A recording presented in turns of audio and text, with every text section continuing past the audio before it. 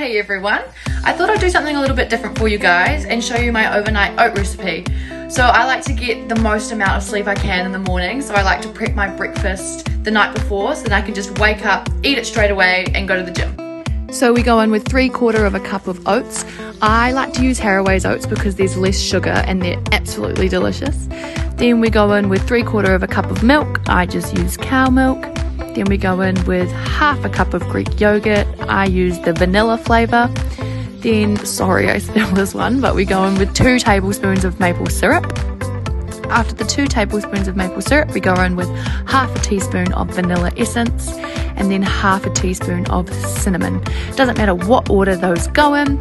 Then make sure you mix it well so all the ingredients are combined, and then whatever container or jar you're using, make sure it has a sealable lid, just works better. Okay, this was me trying to be funny, please. Oh my god, that's so embarrassing. But put it in the fridge and wait till the morning. This is me in the morning waking up. I cut up some banana and got some blueberries to put in there. This is me eating it, absolutely delicious. I think I have the next one, me finishing it all.